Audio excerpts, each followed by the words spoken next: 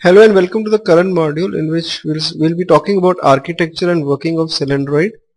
Okay, in the last module we had actually launched an app on the phone and I had shown that what happens when you launch the app and the process of launching it, right? Many of you might be facing issues in launching the app. Okay, so we'll address all these things in this module, and we'll also look at the architecture and working of Selendroid.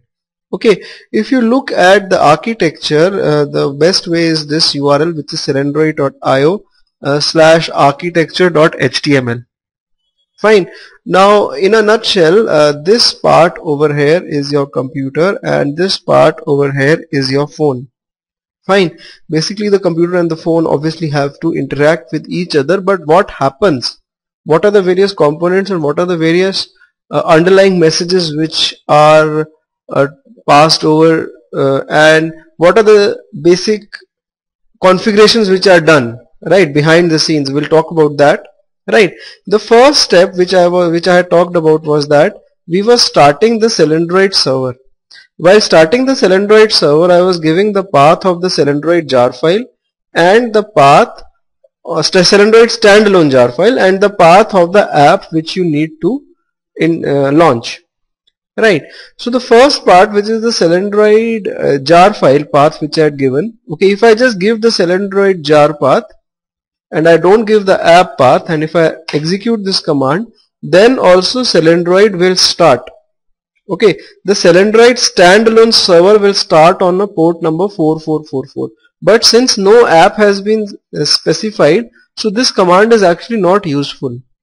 Okay, what this command does is that it simply starts this server. Okay, this server runs on your local machine, right? And this server will actually pass over commands to your phone. Okay, I'm explaining you in a very high level right now, right?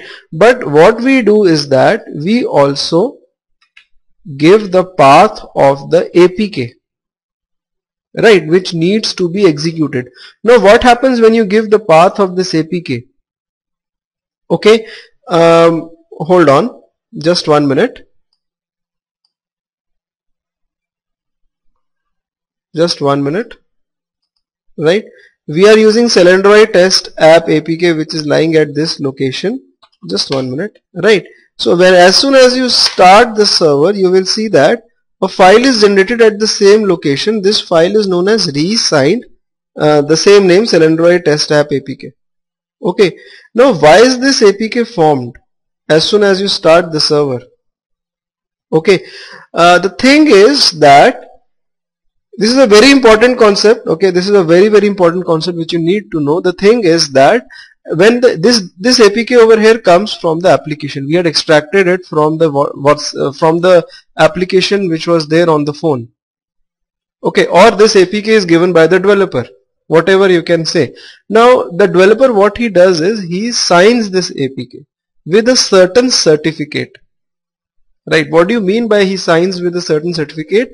The developer has installed a certain certificate inside this APK file. Right, that certificate ensures there is a secure transaction with this APK, right, in form of some RSA key, public key, private key and all. I think you know that concept. Right, so similarly, right, what Selendroid does is that it reads this APK and it creates a new APK. Right, what it does, it deletes the certificate which has been introduced by the developer, and Selendroid introduces its own certificate inside this APK and creates this new resigned APK. Okay, right, and why does it do that? I'll just talk about that in some time. Right, I'll show you. First of all, the certificates and all, I'll copy this. I'll create a new folder. Inside this folder, I'll paste both the APK files. This is the original one and this is the one created by Selendroid. Okay, I'll keep .rar extension to it so that I can extract it using WinRAR or WinZip. Okay, and I'll extract both the APKs over here. Fine, and you will see that this is the original folder. This is the original APK folder. It's like this, and if you look at this one, Okay, inside it you will see the meta-inf folder generated, right? Inside this folder you will have some RSA keys and all. These are introduced by Selendroid. Okay, Selendroid signs the original APK with its own certificate or own keys, right? And what it does is that when you run this program from Eclipse, okay, when you run the program through Eclipse, that APK which is actually present on your local machine, which is this, it gets deployed on the phone. The signed APK, the new one, it gets deployed on the phone. This is the app under test which gets deployed, and along with that, on the phone, Selendroid server app is also deployed. Both these things, Selendroid server app, which is Selendroid server deploys itself as an application on the phone. Please note this, I'll show you in some time, right? Both Selendroid server and app under test are required to have the same certificate. Okay, so this app under test is made, right? This APK, app under test, is nothing but this, hold on, but this resigned Selendroid test app APK. This is app under test. This APK has been signed with a particular certificate, and the same certificate, what Selendroid does is it deploys the same certificate in Selendroid server, so that both of them, when they have the same certificate, they can communicate with each other securely and successfully. Okay, right? Now let me show you. Till now I have just started the server. Okay, if I look at my phone, hold on, let me launch the phone. Yeah, this is the phone, right? Nexus 5. Okay, the full phone is not coming up, but hold on just a minute.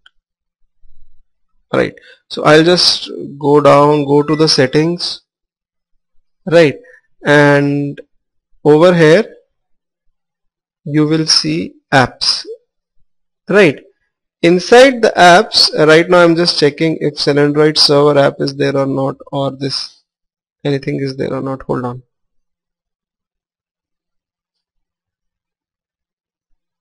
Yeah, the Selendroid server app is there. I'll just 1 minute. Just ignore whatever I'm doing right now. I'll just tell you what I am doing. Alright, fine. Now over here